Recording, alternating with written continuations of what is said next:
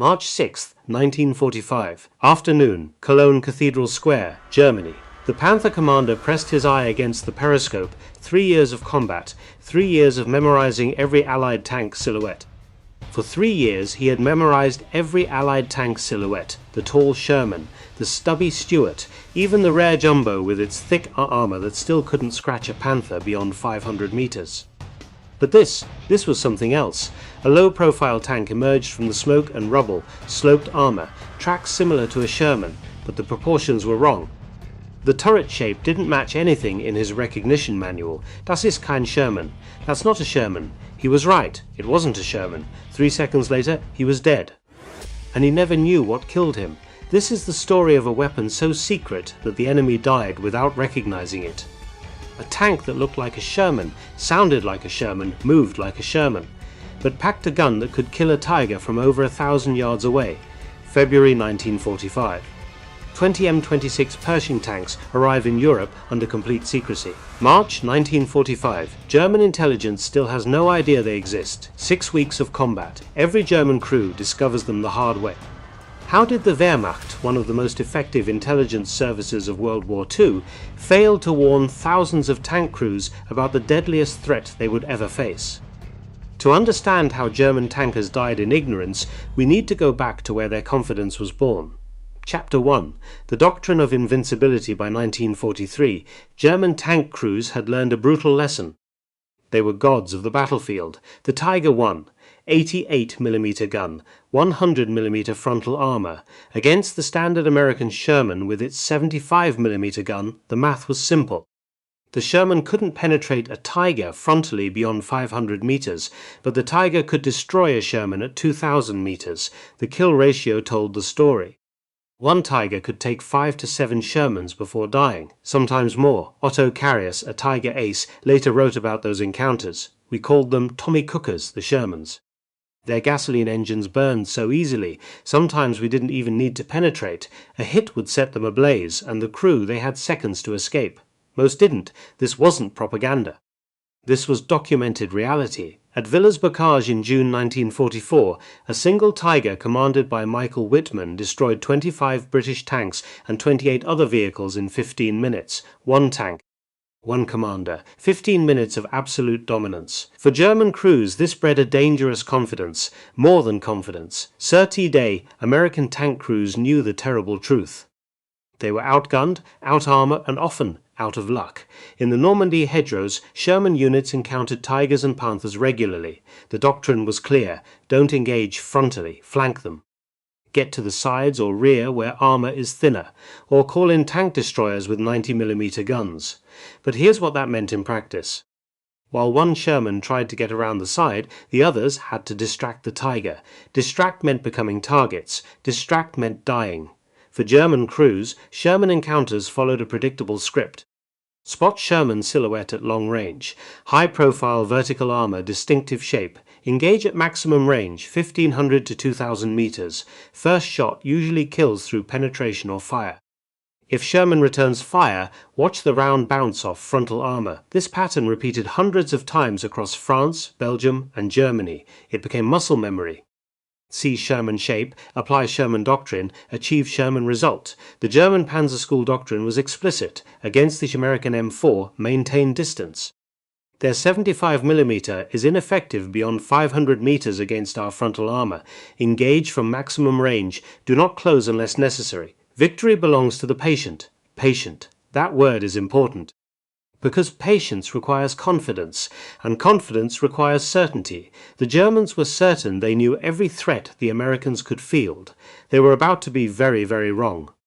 Behind the lines, American engineers were designing a response, the T-26E3, later designated M26 Pershing, 90mm M3 gun, armor protection double that of the Sherman. Weight 46 tons, a true heavy tank, but they faced a problem. How do you build a heavy tank without letting the enemy know it exists? The answer was Operation Zebra Mission. Complete information blackout, December 1944. The first Pershings roll off production lines, but only 20 units are ready by January 1945. The decision is made. Rush them to Europe. But do it in absolute secrecy. Every Pershing was shipped under cover of darkness, false shipping codes on manifests, hidden behind rows of regular Shermans in cargo holds. The ship's crews didn't even know what they were carrying. The tank crews selected to operate them trained in isolation at Fort Knox, sworn to secrecy under penalty of court-martial. Late January, the first convoy departed. The crossing took 11 days through U-boat-infested waters. Upon arrival in England, the tanks were held in secure staging areas, awaiting final transport orders and optimal weather conditions for the Channel crossing. The Pershings were positioned deep in the ship's holds, protected, hidden, even from Allied eyes. Here's the technical reality the Germans didn't know. The 90mm M3 gun could penetrate Tiger I frontal armor at ranges where the Sherman's 75mm was completely ineffective. At 1,000 yards, the Pershing had a kill shot, the Sherman had prayers. The Pershing used the same Ford Gaff engine as the Sherman, identical sound signature, deliberate acoustic camouflage. The height was similar, 9 feet 1.5 inches versus the Sherman's 9 feet. From a distance, through smoke and ruins, the silhouette could be mistaken, and that was exactly the point. February 17, 1945. After weeks of deliberate delay and deceptive routing through England and France, 20 Pershings finally arrived at a maintenance facility near Aachen, Germany. 10 went to the 3rd Armoured Division, 10 to the 9th Armoured Division. The crews received quick familiarization training. Most controls were similar to the Sherman they'd been driving. The training included one critical instruction. If you're captured, destroy the vehicle. The enemy cannot learn what this is. Across the lines, Wehrmacht intelligence heard nothing. No signals intercepts, no reconnaissance reports, no agent intelligence, nothing. The stage was set, the weapon was in place. All that remained was for someone to pull the trigger. 8 days later that trigger would be pulled. And the German doctrine of invincibility would meet a reality it wasn't prepared for. Chapter 2. Trial by Fire, when doctrine met reality February 25, 1945, near the Roer River, western Germany. Morning mist hung over the frozen fields. The M26 Pershing entered combat for the first time in history. Across the lines, German observers saw what they expected to see, another Sherman column. 3rd Armoured Division Task Force pushed forward. The column included Pershing tanks mixed among standard Shermans, standard operating procedure, hide the new weapon in plain sight. From German observation posts 3 kilometers away, veteran panzer crews watched the American armor approach through their optics. They had seen this hundreds of times before, radio intercept from that morning. Achtung, enemy Shermans approaching from west. Same as always, prepare to engage at 1,500 meters. What they saw checked every box in their recognition training. Low silhouette, sloped armor. Moving with Shermans, same engine sound. Everything their 3 years of training told them, this was a Sherman unit, apply standard doctrine. The German position opened fire first. Rounds impacted near the lead American tanks. Dirt and debris fountains. Standard ranging shots at long distance. The Sherman-looking tanks stopped. Turret traversed. Smooth. Professional. The German crew probably smiled. They'd seen Shermans try to fight back at this range before. It never ended well for the Sherman. The 90mm gun fired. Different sound. Deeper, louder than a 75. The German position ceased to exist. 2 rounds of 90mm armor piercing hit the strongpoint at 1,100 yards. Direct hits. When American infantry moved up later, there wasn't much left to identify. German radio chatter exploded with confusion. Was das? Kein Sherman gun. What was that? Not a Sherman gun. Panzerjäger? Tank destroyer? Nein, es war ein Panzer, aber welcher? No, it was a tank, but which one? This was the moment. The first moment, German crews realized something was wrong with their intelligence picture. But here's the critical failure. That realization stayed local. The unit that got hit reported unknown American tank, powerful gun. The report went to Division Intelligence. Division logged it as possible modified Sherman or misidentified tank destroyer. No army-wide bulletin, no tactical warning. The next day, February 26th, the Germans got lucky. For the first and almost only time. Pershing No. 33, nicknamed Fireball, was advancing through a village when a Tiger tank in concealed ambush position opened fire.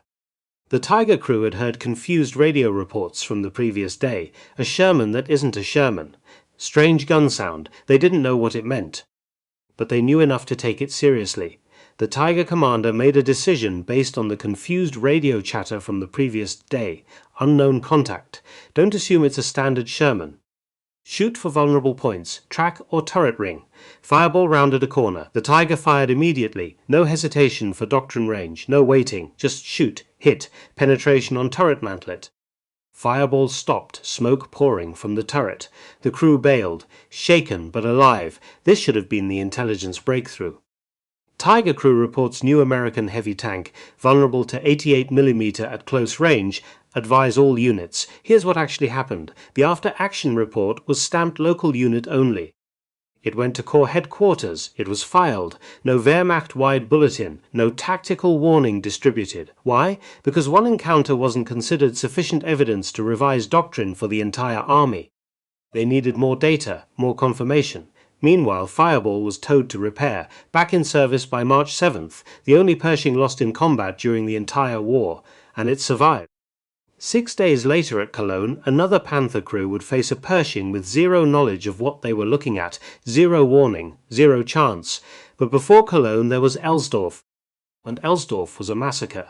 February 27, 1945. The Americans had captured Elsdorf village the day before. The Germans launched a counterattack to retake it. 4 Tiger tanks, 2 Panzer IVs, overwhelming armor force. The German commander was confident. His intelligence briefing said American forces in Elsdorf were Sherman units. 4 Tigers against Shermans. This wasn't a fair fight. It was a slaughter. He was right about that. He was just wrong about who would be slaughtered. Task Force Lovelady positioned southeast of Elsdorf, perfect intercept angle. The task force included Pershing No. 40, and Commander Sergeant Nick Mashlonik, combat veteran since Normandy, 15 tank kills to his name, 3 of them with the Pershing he'd only been commanding for 5 days. The German armor approached, doctrine confident, Tigers in the lead. They spotted American armor at 1,000 yards. 1,000 yards, the range where Shermans were helpless. Where Sherman's 75mm guns might as well be throwing rocks, where German crews could engage at their leisure. The lead Tiger crew spotted what they thought was a Sherman at that range. The commander made a tactical decision. Ignore it for now. Focus on the infantry positions. We'll kill it when it gets closer. Save ammunition for certain kills. 8 seconds passed. The Pershing stopped, barrel elevated slightly for range. The Tiger gunner noticed. The Sherman stopped. Should I engage? The commander replied. Not yet. Let it come to 500 meters. Doctrine, patience, certainty. 3 seconds later, the first 90mm round penetrated the Tiger's frontal armor. Inside the Tiger. Chaos. Front plate. How is that possible? Smoke, fire, confusion. A Sherman cannot do this. What is happening? Second round, 19 seconds from first impact. Third round, 27 seconds. Fourth round, 35 seconds. 4 rapid high-velocity armor-piercing rounds. The Tiger crew never returned fire. When American infantry reached the position, the Tiger was burning. No survivors. Mashlonik wasn't done. 3 more German armored vehicles were fleeing Elsdorf on the road. His gunner tracked them, 2 Panzer IVs, moving targets at range. First Panzer IV, 1 armor-piercing round, penetration, 1 high-explosive follow-up, destroyed. Second Panzer IV, same procedure. 2 rounds, destroyed. The third vehicle escaped into the tree line. Total kills that engagement. 1 Tiger at 1,000 yards, frontal penetration while moving. 2 Panzer IVs at medium range. Total personal tally since Normandy, 15 tanks destroyed. 3 of them with a weapon he'd been using for less than a week. But here's what should haunt every military historian. 3 kilometers away, another German panzer unit heard the battle.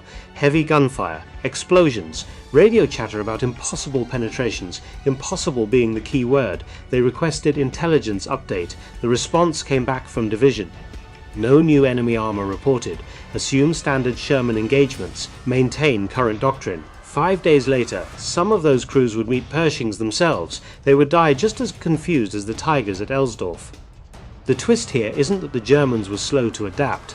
The twist is they had no information to adapt to. 3 separate encounters. Roa River, Fireball, Elsdorf. 3 separate after-action reports. 3 separate intelligence channels. And they never connected.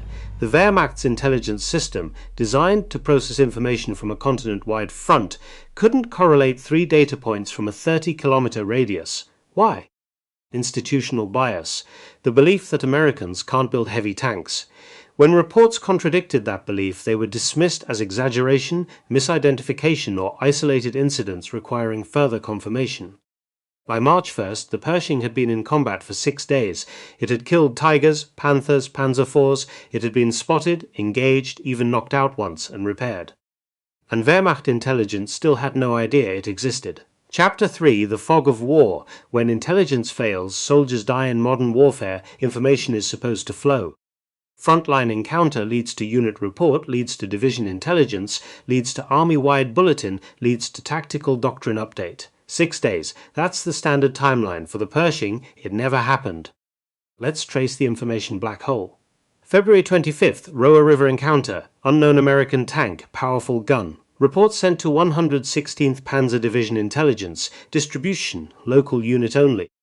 Reason given, insufficient detail to confirm, possibly modified Sherman. February 26th, fireball knocked out. New heavy tank confirmed, penetrated by 88mm. Report sent to 81st Corps headquarters. Distribution, Corps level only. Reason, only one encounter, need more data before army-wide alert. February 27th, Elsdorf massacre. Enemy tank destroyed Tiger at 1000 meters, frontal penetration. Report sent to 9th Panzer Division. Distribution, division level. Action taken, investigate possibility of captured Panther or new tank destroyer. 3 separate encounters, 3 separate reports, 3 separate intelligence chains. They never connected. This is the twist. Not that Germans were slow, not that they were incompetent, but that their intelligence system, designed for a different kind of war, couldn't correlate 3 data points from 30 kilometers. Why? Let's examine the institutional bias. Wehrmacht's senior intelligence assessment, recreated from doctrinal thinking of the period. The Americans have never fielded a heavy tank. Their industrial doctrine favors quantity over quality. The Sherman proves this. Reports of Super Shermans are likely exaggeration under combat stress, captured Panthers being misidentified, or upgraded tank destroyers. Until we have physical evidence, captured vehicle, clear photographs, technical documentation, we will not issue army-wide alerts based on confusion. That physical evidence existed, 20 Pershings operating across 50 kilometers of front. But the Wehrmacht's belief that Americans can't build heavy tanks was stronger than evidence from their own soldiers. This is institutional arrogance meeting information paralysis. March 7th, 1945. The Ludendorff Bridge at Remagen. 4 Pershings from 9th Armored Division were there, but this time the story wasn't about tank versus tank combat. The Remagen Bridge was the last intact crossing over the Rhine River, Germans desperately trying to destroy it, Americans racing to capture and hold it, strategic value beyond measure. The Pershings at Remagen didn't hunt tigers, they suppressed German anti-tank positions, destroyed bunkers, provided mobile cover for infantry advancing across the bridge. Their 90mm guns turned against concrete and steel, not armor. German forces nearby included elements of 11th Panzer Division, Panthers present, 506th Heavy Panzer Battalion, possible Tiger IIs. Multiple Jagdpanzer tank destroyer positions. The German armor stayed defensive, didn't engage the bridge directly. They didn't know Pershings were there. Critically, they didn't change their assessment of American armor capability. To them, Remagen was held by the usual Sherman units. Even at one of the most important battles of March 1945, German intelligence reports make no mention of a new American heavy tank. The observation failed at the institutional level, not the individual one. March 1st through 5th, 1945. 3rd Armored Division grinding toward Cologne, the last major German city west of the Rhine. The prize, the symbol, and waiting in its rubble-strewn streets, a Panther tank whose crew had never heard the word Pershing. Cologne had endured 262 Allied air raids since 1942. 95% of the population evacuated, the city was ruins, but the cathedral still stood. Massive, Gothic, the symbol of Germany itself. Panzer Brigade 106 defended the city centre. Panthers positioned in ambush points throughout the ruins. Urban warfare doctrine. Use terrain. Let enemy come close. Destroy them in crossfires. The Panther crews had experience, Normandy veterans.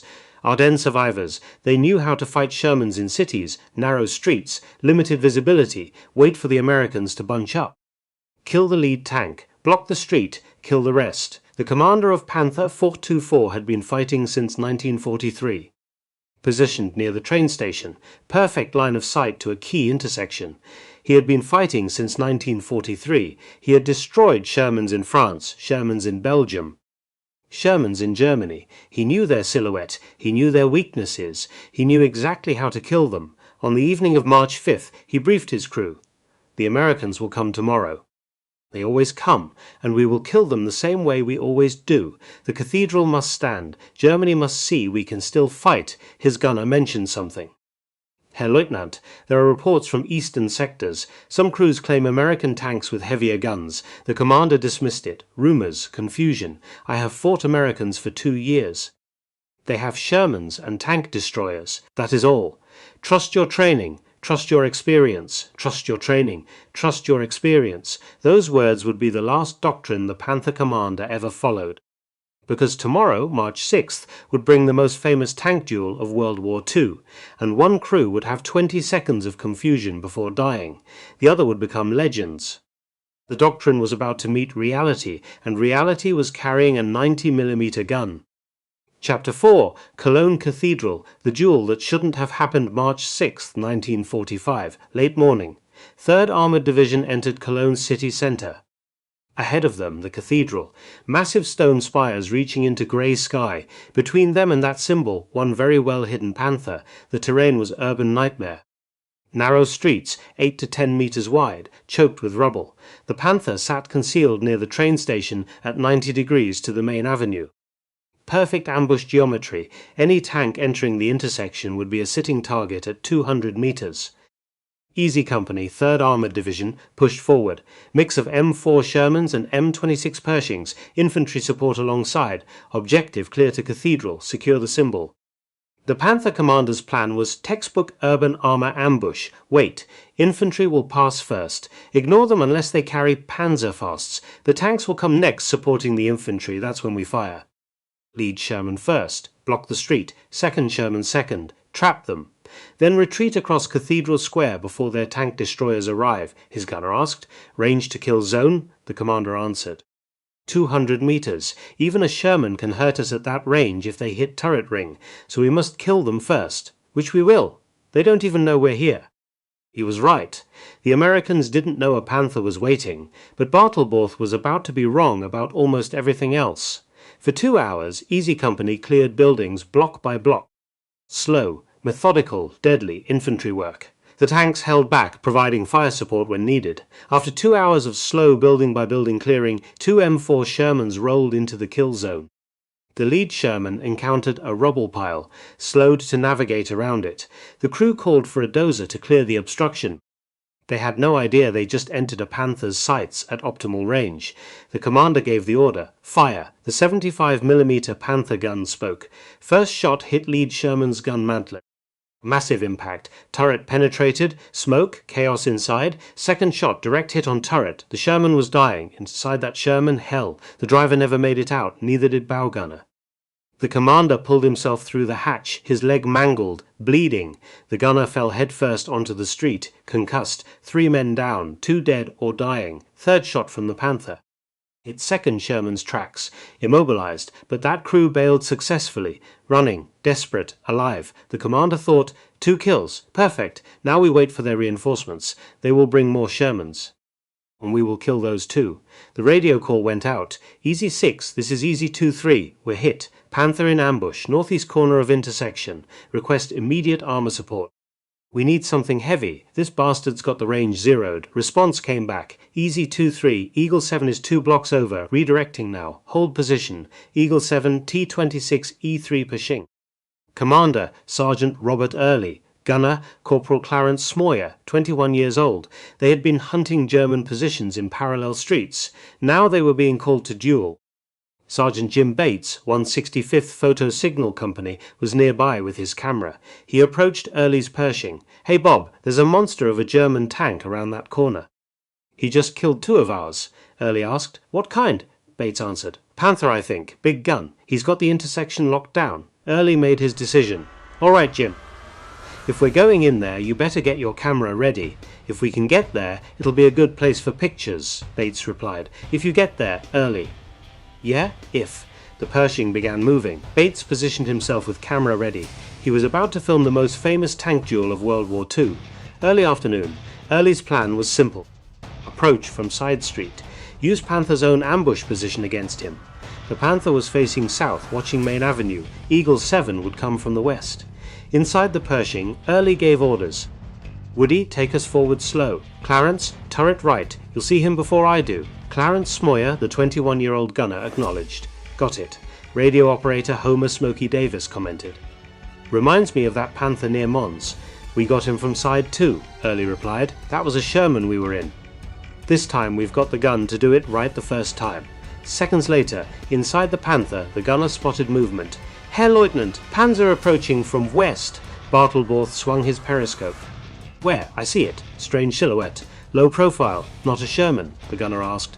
Bartelborth paused. This was the critical hesitation. Wait, I don't recognize it. Could it be one of ours? Check the profile against recognition manual. The loader spoke up. Herr Lieutenant, it's not in our sector. It has to be American. Bartelborth. Which American tank looks like that? I've never seen. Hold fire until I identify. Those words. Hold fire until I identify. Wilhelm Bartelborth's last command. He spent 3 seconds trying to match Pershing's silhouette against 2 years of training. Sherman? No, wrong shape. Tank destroyer? No, has a turret. Captured Panther? Wrong color. Wrong markings. What is that? 3 seconds of hesitation. Inside the Pershing, Smoyer had his sight picture. I see him. Panther. 200 yards. He's not moving. Early. Why isn't he shooting? Smoyer. I don't know. Should I? Early. Fire. The 90mm gun fired. Deeper sound than 75. Louder. Unmistakable. 90mm armor-piercing round. Muzzle velocity 2800 feet per second. Target Panther hull just below gun mantlet. Impact immediate. The Panther rocked back. Penetration visible. Smoke pouring from impact point. Inside the Panther, final seconds. Bartelborth shouted, Rückwärts, rückwärts, reverse, reverse! The driver attempted to engage reverse gear, too late. Second shot from Pershing. 2:17 and 24 seconds. Third shot. 2:17 and 30 seconds. The Panther erupted in flames, 3 shots. 6 seconds from first to last. Panther's frontal armor, designed to stop any Allied tank gun, penetrated 3 times. The crew, 2 trapped inside, burned alive. 3 escaped with severe burns. The Panther commander died still trying to identify the tank that killed him. Records would later lose his name, but his final radio transmission was preserved. Unknown enemy tank. Cannot identify. Jim Bates captured it all on film. The smoking Panther, the Pershing advancing cautiously, a German crew member stumbling from the hatch, uniform on fire, collapsing onto the street. American soldiers approached, weapons raised. A civilian car was caught in the crossfire during the engagement. The driver survived. The passenger did not. Local burial records would later identify her, but on that day she was just another casualty of urban warfare. Bates ran up to the Pershing. Bob! I think I got it. I think I filmed the whole thing. Early, confused. You what? Bates. The duel. I got it on film. Early signaled his crew to stand up in their hatches. Bates filmed that moment. That frame would become the cover of the book Spearhead 70 years later. The crew standing in their hatches. Cathedral behind them. Smoke rising from the destroyed Panther. Victory. Confusion. Relief. All visible on their young faces. News of Panther 424's destruction spread through Cologne's defenders by evening. Radio chatter, survivors' reports. The response was confusion. German radio intercepts from that evening. Unit 1 reported, Panther 424 destroyed by American tank near Cathedral. Unit 2 asked, what type of tank? Unit 1, unknown. Survivors say it looked like Sherman but wasn't. Unit 2, tank destroyer. Unit 1, negative. It had a turret, and the gun's sound was different, heavier. Unit 3, intelligence officer. Request clarification. Was it American or captured German vehicle? Unit 1, American. But Bartelborth's crew said he hesitated because he couldn't identify it. Long silence on the radio. Unit 3. Will investigate. Continue mission. That investigation never happened. Cologne fell the next day, March 7th. German units retreated across the Rhine. The intelligence report about unknown American heavy tank was filed in an archive that would be captured by Allies 2 weeks later. The report read, March 6, 1945. Panther loss, Cologne city centre. Cause, enemy tank type unknown. Crew reported unfamiliar vehicle profile. Request intelligence assessment. Status, pending. It would stay pending forever. The Wehrmacht never issued an army-wide warning about the Pershing. Not after Roer River, not after Elsdorf, not after Cologne, not ever. But what did the survivors say? The men who lived through Pershing encounters.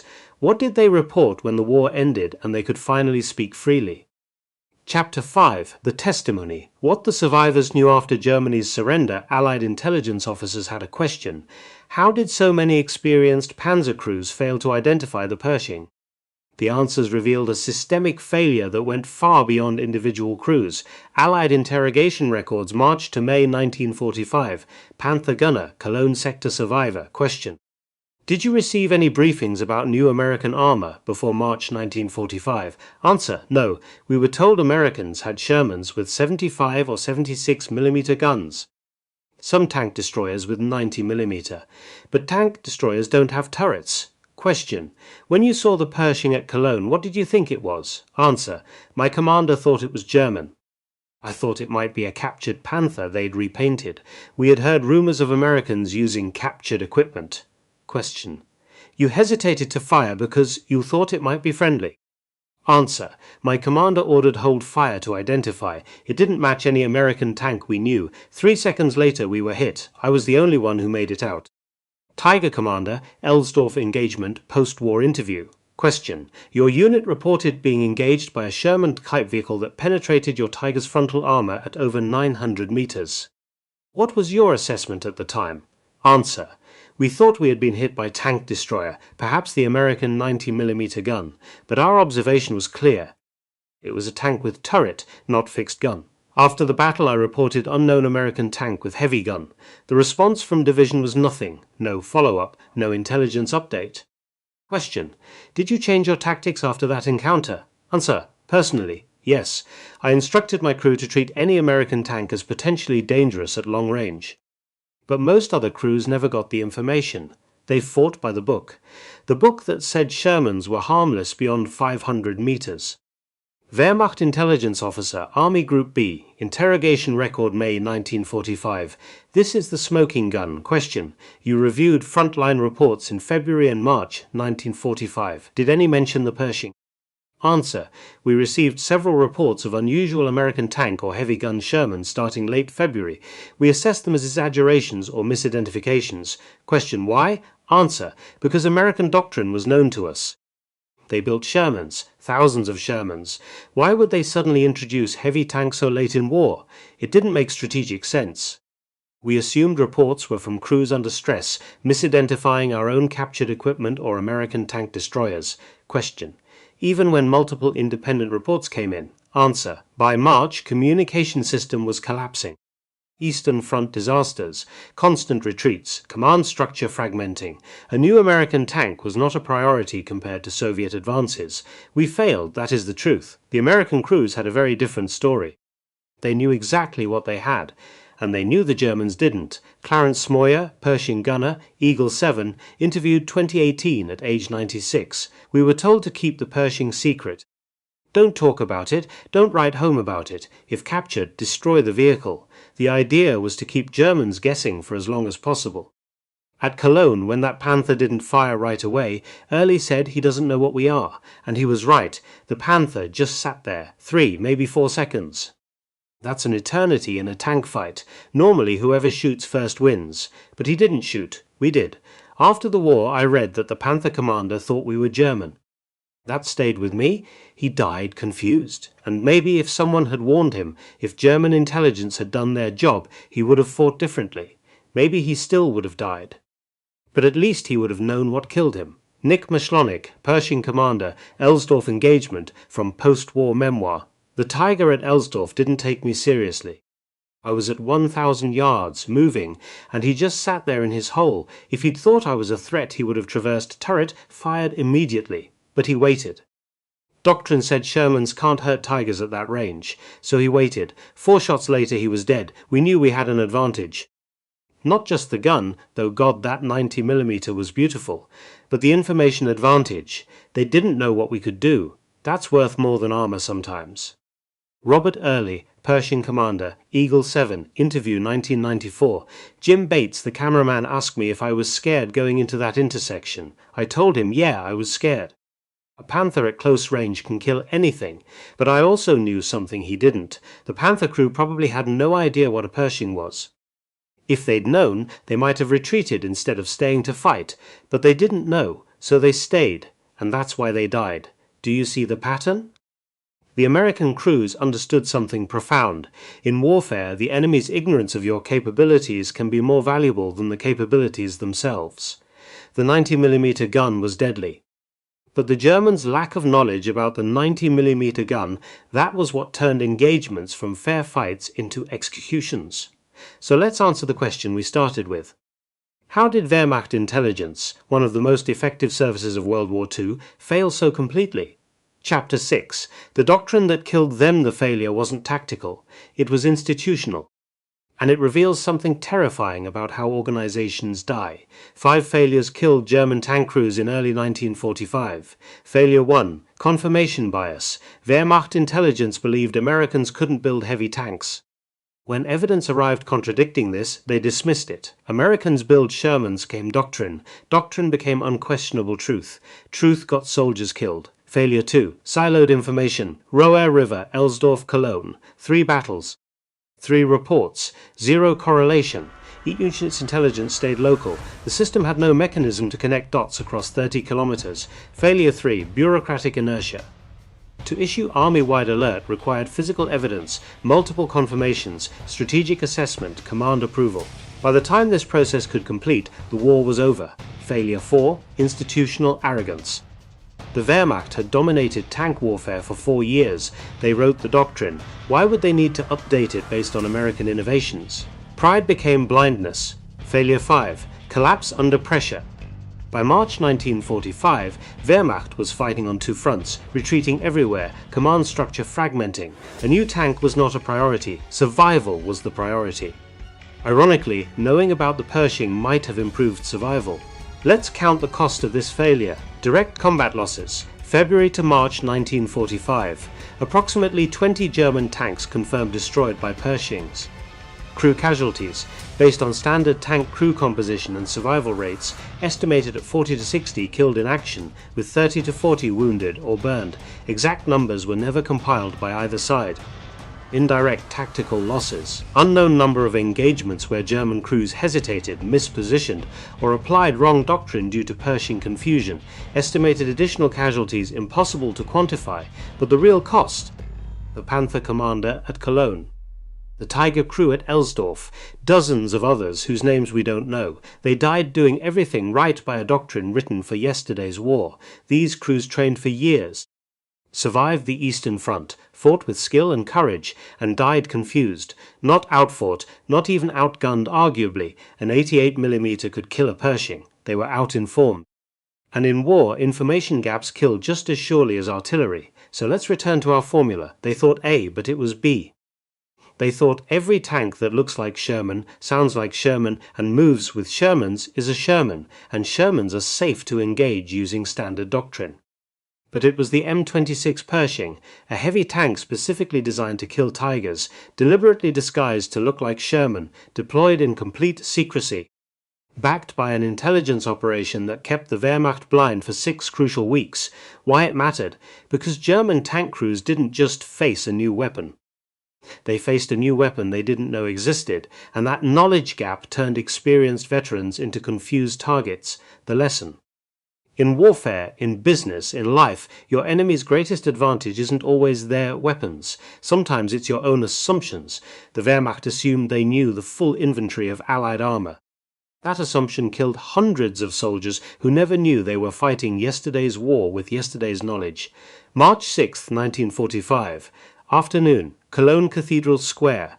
The Panther commander sees an unfamiliar tank approaching. Das ist kein Sherman. That's not a Sherman. He was right.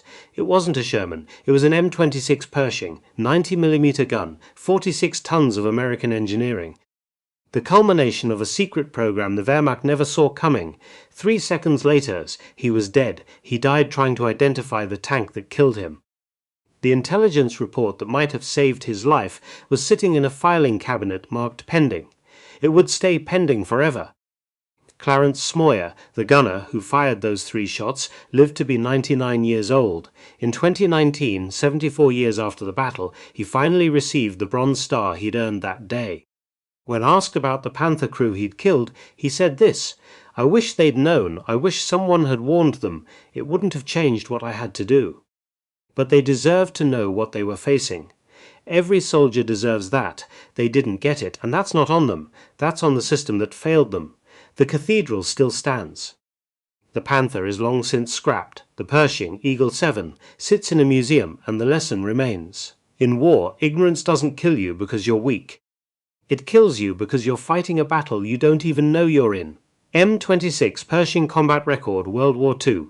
First combat February 25, 1945. Last combat May 8, 1945. Total deployed to Europe approximately 300 units. Total saw combat approximately 20 units. German tanks destroyed, 20 confirmed. Pershings lost in combat, 1 later recovered and repaired. Wehrmacht intelligence warnings issued, 0.